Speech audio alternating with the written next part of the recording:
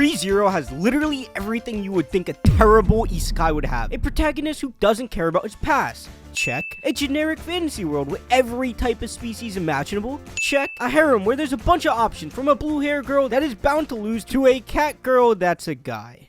Unfortunately, check. The first few episodes will leave you like this is just a mix of Mushoku Tensei and Steingate, except it's just a million times worse. But when you keep watching and watching and watching, it hits you. This isn't Steingate meets Isekai. This is Mushoku Tensei meets Tokyo Ghoul meets Game of Thrones. And once you realize this, your greatest fear hits you. You found an Isekai that actually fucking slaps. But it's time to dive in and find out why it actually takes the ideas from Tokyo Ghoul and Game of Thrones and puts them into an isekai to make a product that is unlike any other in anime. But listen carefully, real carefully here. I'm gonna talk about what it does wrong as well. I know. Calm down. I swear, it won't be too bad. Now, I don't need to go on about why isekai is considered to be dog shit because I have another video on it here, and also, that's the intro of every YouTube video on isekai ever. But long story short, isekai is like a K-drama. They're all the same fucking story, okay? Well, not all of them, because we get super unique concepts every once in a while, like being isekai'd into a vending machine. This is why I need to stop watching anime, because how does the vending machine get more pull than all of us? Alright, when I jumped into ReZero, I had pretty high expectations from hundreds of comments telling me to watch it, even running a poll on what I should look out for, with you guys voting for characters over story. And after I watched it, I was like, Rem definitely has a cult fan base like no other. And I can confirm, Rem has a cult fan base like no other. And if you guys are only watching ReZero for Rem, please get help. Talk to someone.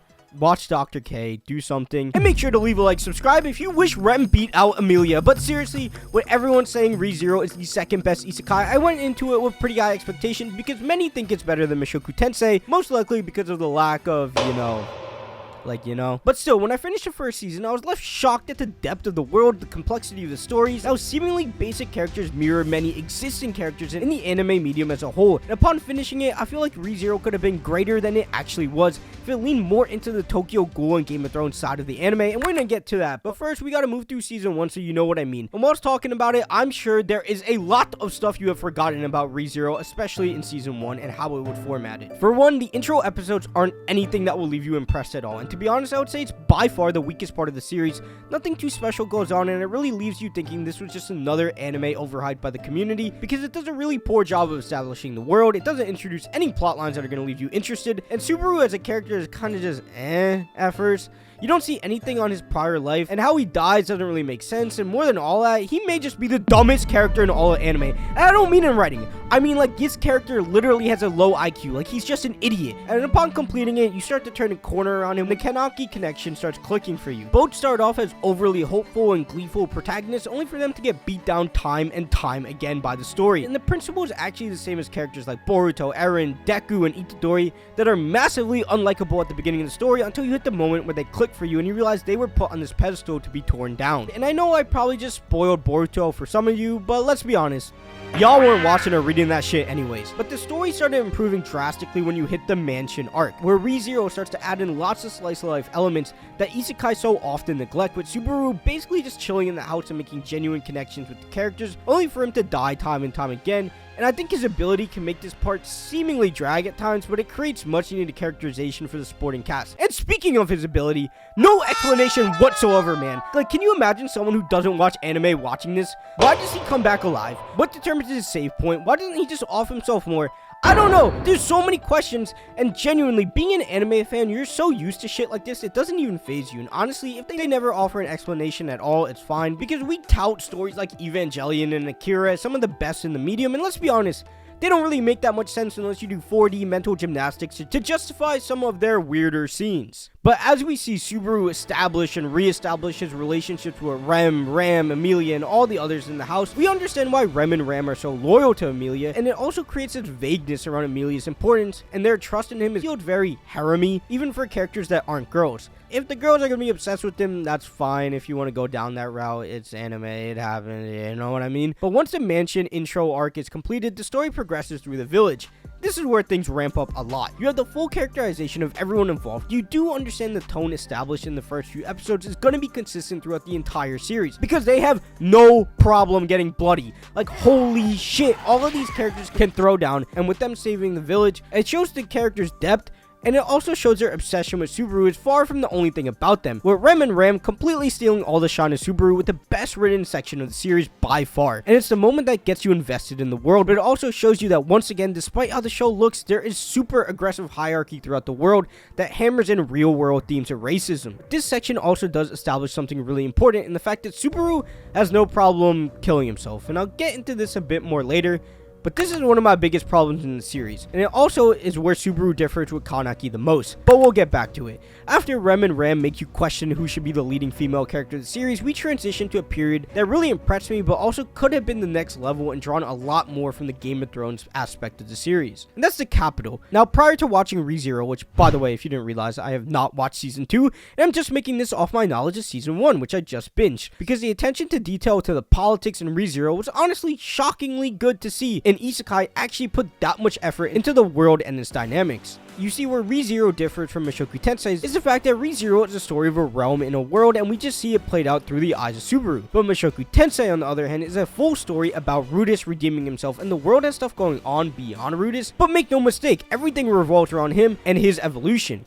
But in this section of ReZero, the ceremony to determine the next ruler is where ReZero ascended to a place that you didn't think the anime was going to get to, where there's a bunch of things going on, where Subaru, Emilia, Rem, and honestly most of the royal candidates and the knights reach a level of depth that you were never expecting. But although they do have layers, there could have been even more to them. The dialogue was better written, and it was like Game of Thrones, where characterization can happen with simply 1 or 2 lines. That would make this section even more complex, but also much better written. I don't think anyone needs to go out of their way to explain how lazy and shit and despicable isekai writers are when it comes to side characters, with half of them just being plot devices or mindless love interests. But ReZero does not have that issue. Every single character is taking subtle actions to position themselves better. Although the Game of Thrones comparison may seem ooh wah crazy, it actually does make sense, and in a lot of ways with I don't know how to pronounce her name, taking every action to work in her own best interest, to Anastasia being the predecessor to that classroom of the lead character, to our boy Reinhardt being a cool knight that actually isn't evil.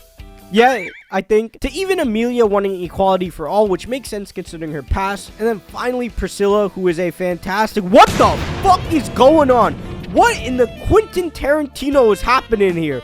What are you doing? Jesus. But beyond the fact that politics matter, even if in weird ways, it's where Subaru actually starts feeling like the main character for once, and he fucking loses it. And honestly, as sick as this was, bro, I was cringing so bad. Like, I actually wanted to take my eyes out. This is like when you got a friend in your class and you're doing a presentation and he make a joke and type nobody laugh. I don't know who gave Subaru permission to feel like his opinion mattered, but holy fuck, I think Emilia would have permission to kill his ass right there out of pure embarrassment. Now, jokes aside, I wasn't joking. Why did he do that shit? But him doing this was needed for his character because it's the writers making one final push to show this cheery attitude that he wants everything to go his way and everything should be right and just in this world of unjust people. And even though he gets checked like crazy and dog walked for his actions, in the modern world, we would all back his opinion. But even so, he did get his ass beat real bad. I think too, between characters in the show giving Subaru an insane glaze fest all the time, it's nice to see the writers actually not care to humble their main character for once. And it really did remind me of Kaneki, because Kaneki was always willing to fix the world no matter what, even if it meant becoming a martyr and sacrificing himself. And Subaru here starts slipping, and when he loses it at Emilia, I'm surprised bro didn't just jump out the window and run that conversation back. Because what this scene is to Subaru, this level of breakdown he had on Emilia was honestly shocking to see in an anime that seemed like it was going to have a really static MC, to him changing drastically, admitting his own selfishness to be needed and required. But it was a good reminder that this is a pretty normal dude, and although he is loved by the characters in this world, he's in no way a hero or the strongest in the world, and the realization and thought of him being useless is what drove him to the point of snapping like this. Although how him and Kaneki got there is different, the suffering is all the same, with both of the characters giving into their own desires in these dark and eerie worlds that have MCs that suffer time and time again. But I don't think any scene in all of anime mirrors Kaneki's torture scene like when Subaru is prisoner.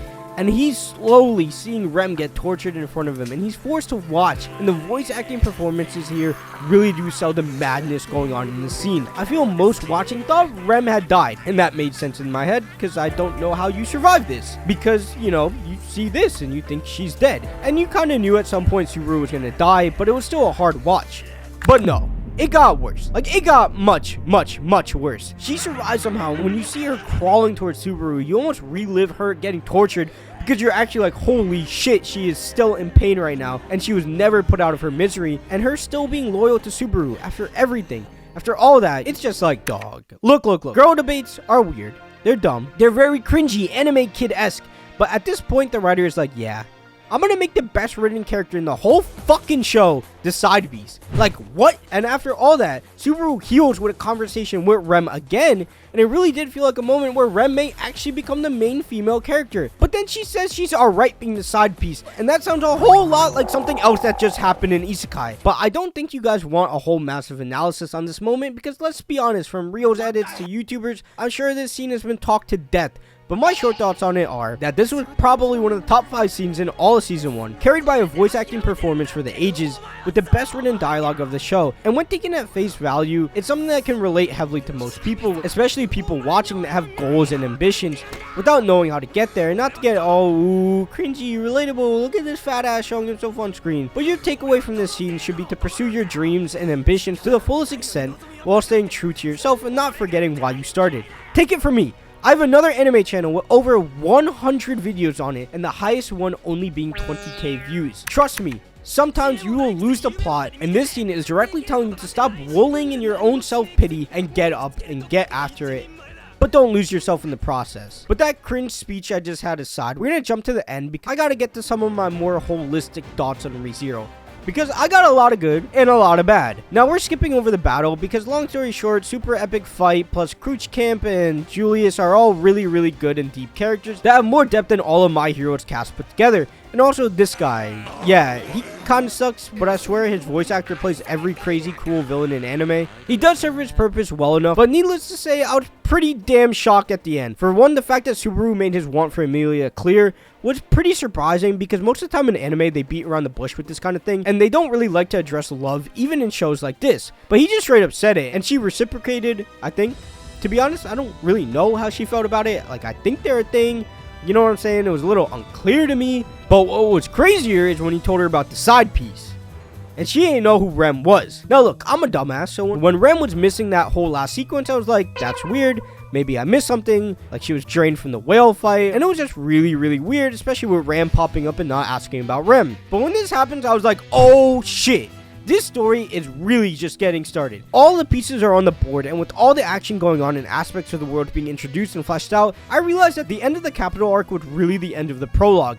And this is where things are going to get intense and messy, and honestly, I can't wait to watch season 2. But it's time for me to jump into what I really like, and what I thought they could do better, and then what I hated. Now, in terms of what I really like, the split between the characters and the story as of right now makes sense to me, because the story is paced really awkwardly, especially in transitioning between the mini arcs, and at many times I felt like I missed a really important piece of dialogue, or even missed an episode. It's like, why is she doing this, and like, who is this again? And then it's like, oh shit, we're back here. I wouldn't say the anime needed more episodes. I think they just need to get better at introducing plot points, because the writers really like that Game of Thrones style where you introduce something at one point and give more depth to it later, and it works at times, and other times it feels like the information was being held out just for the sake of being confusing. And to juxtapose that to the characters, they're all really good, even the smaller ones like we discussed. And I think the key to supporting characters is giving them actual desires. Most anime just give them a unique personality, a unique design, so you know they're important, but here they actually all have wants, loyalties, motivations, with very little contradiction to those affiliations throughout the story. But with that being said, some of the things that I thought were good but could have been great is the world and the politics. And I know I talked about it earlier, being better than most isekai and how it could be more Game of Thronesy, but some of the ways I think they could have actually done those improvements is by showing off the regions more, at least in small part, and give more depth and connection to the other characters and their wants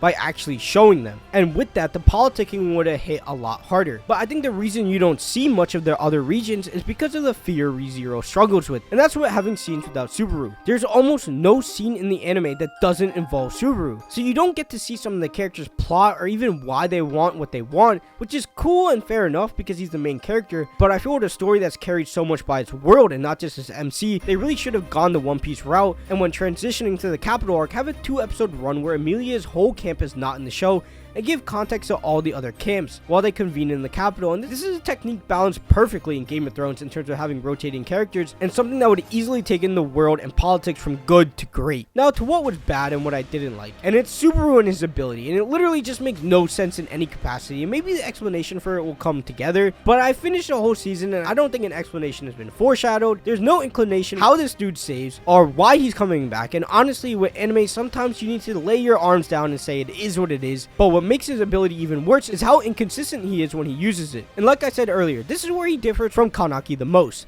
You see, sometimes when he dies, he freaks out, and other times he dies and he has no issue with it at all. So there's real vagueness in how much he's affected by his own death. If he's fine killing himself, a lot of his decisions make no sense. Like when he was trying to gather his allies and he said the wrong thing when he was trying to get her help, and she rejected because of what he said.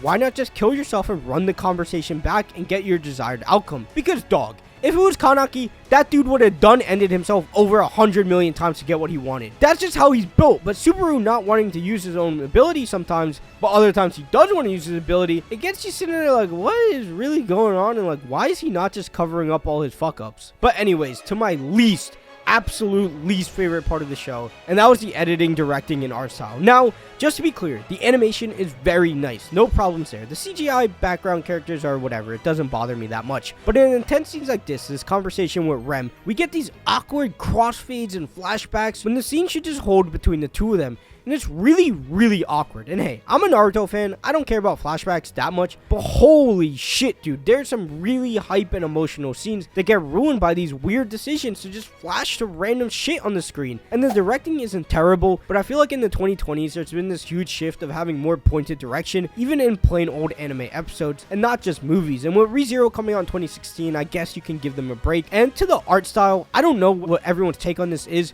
but I do not like it. I understand there's a contrast because it's a lighthearted art direction with super dark scenes, but nah, it does not work for me. It just feels weird, and I would have much rather preferred something with crazy shadows, deep outlines, and dynamic lighting that puts insane emphasis on night versus day, and maybe that's just a taste preference for me. With that being said though, ReZero did exceed my expectations from what I thought it would be, and I hear season 2 is the next level of the next level. So be on the lookout for that video soon, and check out this video on why anime villains are the best part of anime, and make sure to leave a like, subscribe, and don't forget, we're just getting started, we're gonna stay consistent, and I will see you in the next video.